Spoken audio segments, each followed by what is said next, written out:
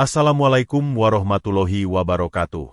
Sholawat serta salam mari kita hadiahkan untuk baginda Nabi Muhammad Shallallahu Alaihi Wasallam. Sebelum kita mulai, jangan lupa tekan tombol subscribe untuk mendukung channel Langkah Kisah. Pernahkah kalian mendengar kabar mengejutkan tentang seorang mantan presiden yang ijazahnya diragukan keasliannya? Bagaimana jika ijazah tersebut diuji langsung oleh polisi di depan umum? Dan benarkah ada tekanan politik yang ikut bermain dalam proses ini? Kisah ini akan membuka mata kita tentang bagaimana kebenaran bisa diuji dan fitnah bisa menyerang siapa saja. Jakarta, hari Senin pagi. Gedung Bareskrim Polri terlihat lebih padat dari biasanya. Kendaraan media berjajar rapi di halaman depan. Mikrofon berjajar di atas meja konferensi pers. Beberapa polisi tampak tergesa-gesa membawa map coklat tebal dengan tulisan besar, "Analisa dokumen ijazah Mulyono." Di jalanan, massa mulai berteriak, "Kalau palsu, tangkap dia!" teriak seorang pria dengan megafon. "Presiden kami bukan pembohong." Balas yang lain dengan spanduk bertuliskan "Kami percaya Mulyono." Di balik ramaian itu, sebuah pertanyaan besar menggantung di udara. Benarkah ijazah mantan Presiden Mulyono palsu? Kompol Rendra dan AKBP Iqbal berjalan cepat melewati kerumunan wartawan. "Semua media sudah tahu, kita tidak boleh ada kesalahan hari ini," bisik Iqbal. "Benar, ini bukan cuma soal dokumen, ini soal kepercayaan rakyat," jawab Rendra sambil membuka berkas dan menunjukkan salinan ijazah fotokopi yang menjadi bahan penyelidikan. Beberapa jam sebelumnya, viral di media sosial, seseorang yang mengaku mantan teman sekelas Mulyono membocorkan klaim mengejutkan. Ia mengatakan, "Saya tidak pernah melihat dia di kampus waktu itu. Bahkan dosen kami pun mengaku tak mengenalnya." Pernyataan itu menjadi bahan bakar bagi kelompok yang menolak Mulyono sejak lama. Mereka mengaitkannya dengan berbagai teori konspirasi, bahkan menyebut Mulyono sebagai boneka asing yang sengaja disisipkan ke dalam sistem pemerintahan. Namun Mulyono belum mengeluarkan pernyataan apapun. Ia hanya terlihat sekali, turun dari mobil di kediamannya, mengenakan kemeja putih dan peci hitam, tanpa berkata sepatah kata pun pada wartawan yang menunggu. Di ruang khusus penyelidikan, Rendra dan Iqbal menyerahkan dokumen asli ke tim forensik dokumen. "Kita akan uji tinta, jenis kertas, tanda tangan, dan stempel kampus. Tidak boleh ada yang lolos dari pemeriksaan," kata Rendra tegas. "Dan jangan lupa, kita sedang diawasi. Bukan hanya oleh publik, tapi juga oleh mereka yang punya kekuasaan lebih dari kita," balas Iqbal pelan. Di luar, sorotan kamera televisi menyorot tulisan besar di pagar depan gedung Bareskrim. "Ujian keaslian ijazah mantan Presiden Republik Indonesia." Suasana menegang. Rakyat menunggu. Kebenaran akan segera diungkap. Namun belum ada yang tahu bahwa kisah ini akan membawa lebih dari sekadar dokumen. Ia akan membuka wajah asli dari siapa yang berdiri di belakang fitnah ini. Di ruang laboratorium forensik dokumen Bareskrim, suasana sunyi. 4 ahli dari universitas ternama duduk mengelilingi meja kaca. Di atasnya terhampar lembaran asli ijazah Mulyono yang telah diserahkan secara resmi. Semua mata fokus. Tak ada yang berani bicara sembarangan. Seorang ahli dari ITB, Dr. Fahmi, mengangguk perlahan sambil melihat lewat mikroskop digital. "Tinta tanda tangan ini punya kandungan kimia yang sesuai dengan era tahun 94, ucapnya lirih. Dr. Rina, pakar kertas dari UI, menimpali. Dan kertasnya menggunakan teknologi watermark lama yang nyaris punah sekarang. Tapi, lihat bagian kiri bawah ini."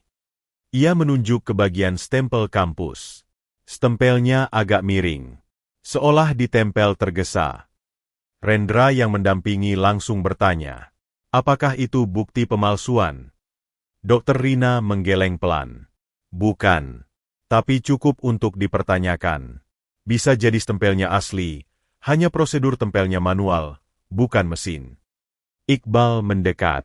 "Jadi sejauh ini, ada tanda keaslian, tapi juga ada detail minor yang janggal." "Betul," jawab Dr. Fahmi. "Itulah yang akan membuat proses ini semakin panjang dan menegangkan." Sementara itu, di luar gedung, media mulai membuat narasi sendiri.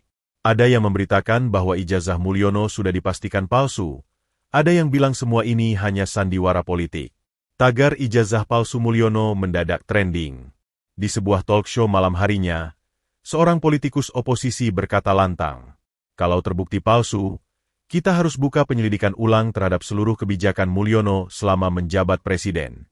Ini bukan perkara ijazah saja, ini soal legitimasi." Namun di sisi lain, seorang akademisi membalas, "Kita belum bisa menyimpulkan apapun.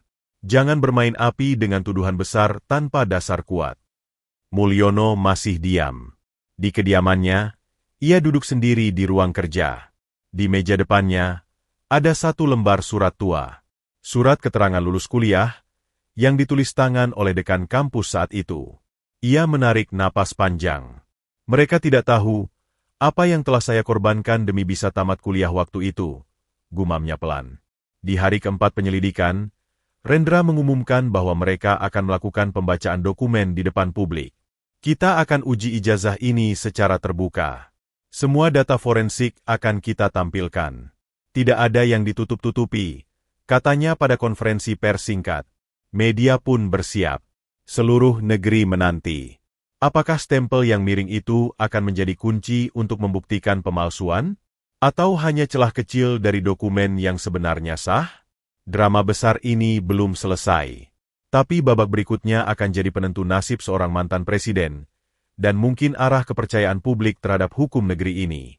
Gedung Bareskrim disulap menjadi ruang sidang terbuka. Sebuah layar besar dipasang di halaman depan, menampilkan siaran langsung dari dalam ruangan. Ratusan kursi dilapisi kain putih, penuh oleh wartawan, tokoh masyarakat, dan perwakilan kampus tempat Mulyono dulu menempuh kuliah. Pukul 9 pagi, semua dimulai. Kompol Rendra berdiri di depan mikrofon. Wajahnya tegang, tapi mantap.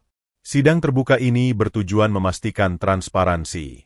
"Kami akan paparkan semua hasil uji forensik terhadap dokumen ijazah mantan Presiden Republik Indonesia, Bapak Mulyono." Sorotan kamera langsung tertuju ke layar besar di belakangnya. Terlihat Dr. Fahmi menunjukkan hasil scan mikroskop dari tanda tangan. "Kami temukan bahwa tinta pada tanda tangan menunjukkan oksidasi alami sesuai usia dokumen. Tidak ada tanda bahwa ini tinta modern." Kemudian Dr. Rina menjelaskan bagian watermark pada kertas. "Ini adalah watermark yang hanya diproduksi hingga tahun 95. Tidak mungkin diduplikasi sekarang karena cetakannya sudah dimusnahkan." Satu persatu bukti dipaparkan. Suasana semakin sunyi. Tak ada yang menyangka bahwa setiap detail yang awalnya dicurigai justru menguatkan keaslian dokumen tersebut. Namun di tengah pemaparan, salah satu anggota tim penyelidik, Brigadir Surya, maju dan menyerahkan satu berkas tambahan. Ada satu temuan mengejutkan. Surat keterangan lulus yang ditulis tangan oleh dekan. "Kami berhasil menemukan arsip surat balasannya di kampus." Ia mengangkat satu lembaran kuning tua. Isinya memuat ucapan terima kasih kepada Mulyono karena telah membantu menyelamatkan salah satu mahasiswa saat terjadi kerusuhan kampus tahun 93. Rendra langsung menoleh ke layar. Surat itu ditampilkan besar-besar. Di dalamnya ada kalimat, "Semoga Allah membalas perjuanganmu, Mulyono. Kau pantas mendapat ijazah itu, bukan hanya karena akademik, tapi karena hatimu." Suasana berubah. Terdengar beberapa orang mulai terisak.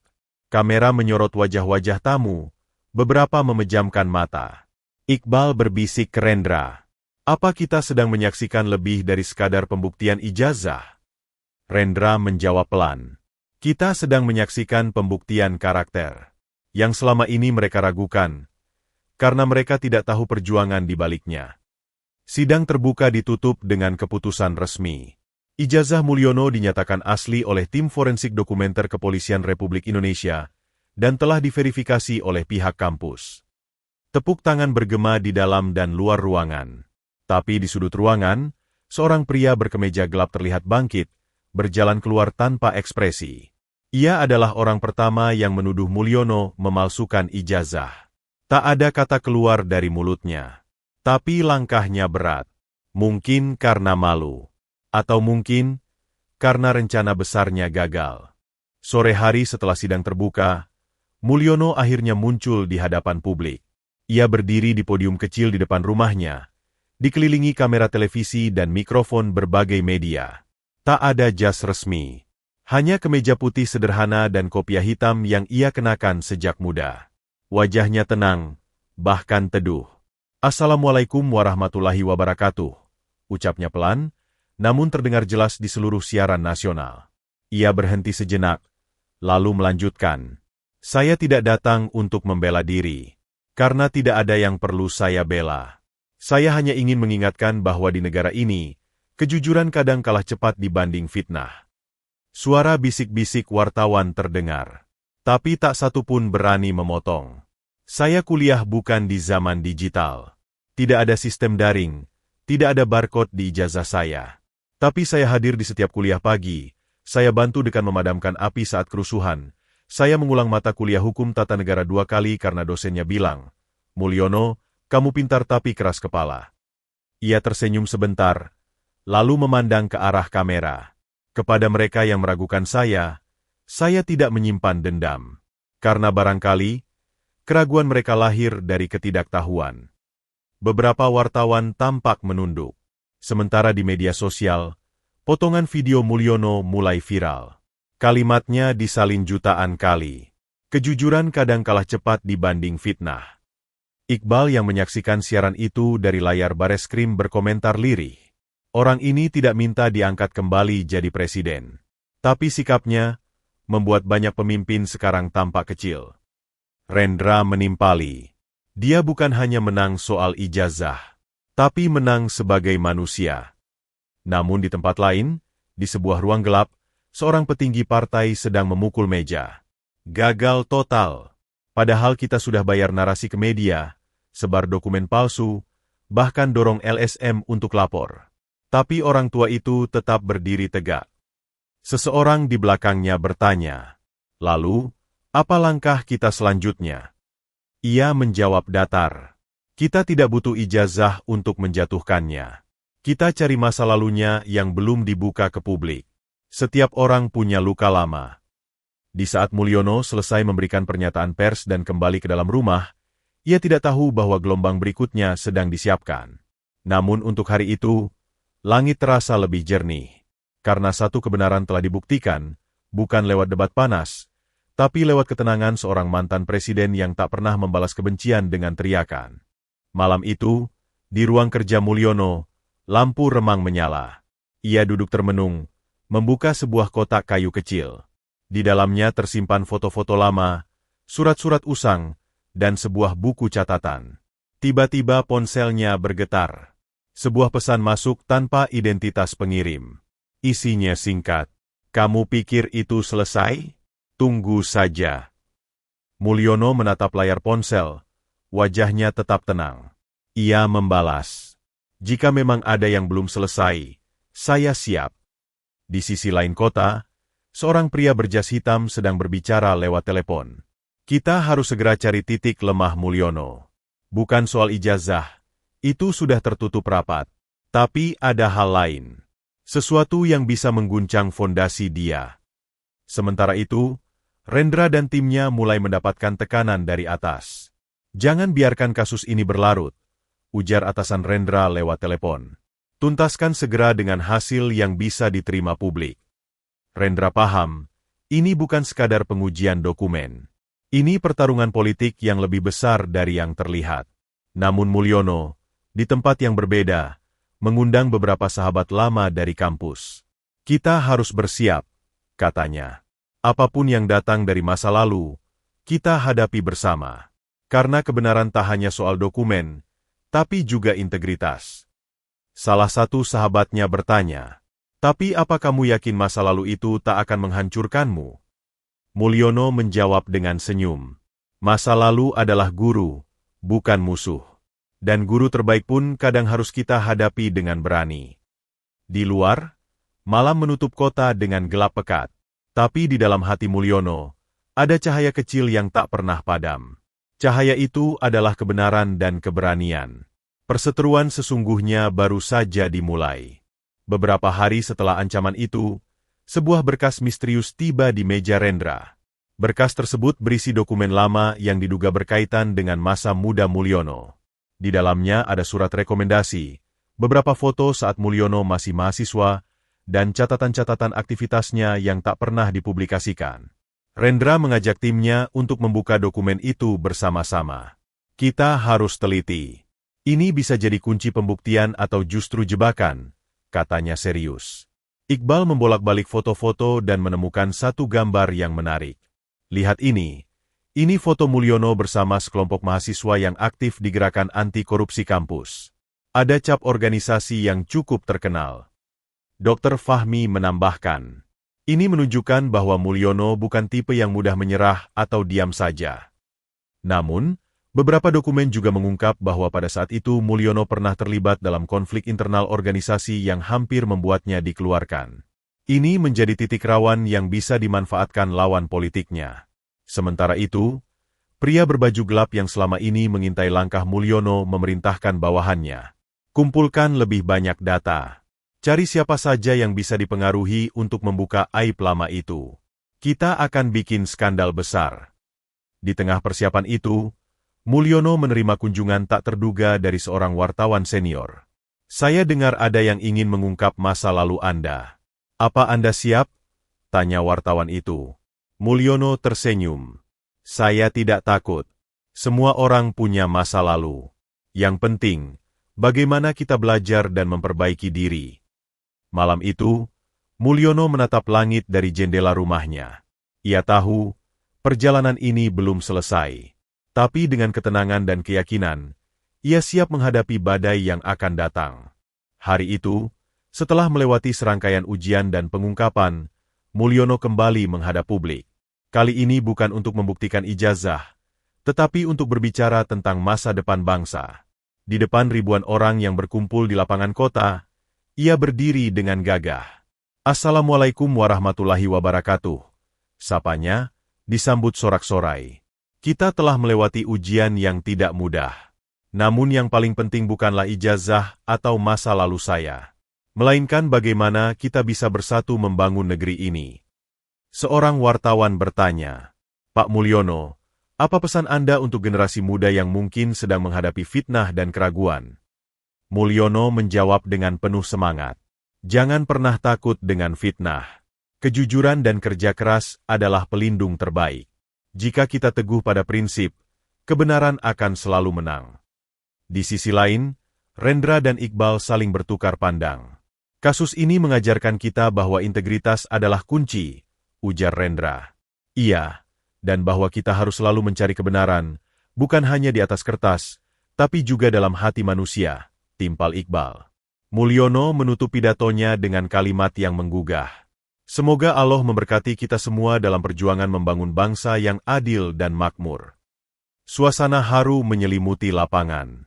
Banyak yang terinspirasi oleh kata-kata dan keteguhan hati seorang mantan presiden yang tetap sederhana dan jujur. Meskipun perjalanan belum selesai, hari itu menjadi titik awal baru. Titik di mana kebenaran dan harapan menjadi pondasi yang kuat untuk masa depan. Kisah Mulyono mengajarkan kita bahwa kebenaran dan kejujuran adalah pondasi utama dalam hidup dan kepemimpinan. Tidak mudah menghadapi fitnah dan keraguan, tetapi dengan keteguhan hati dan integritas, kebenaran akan selalu muncul dan menang.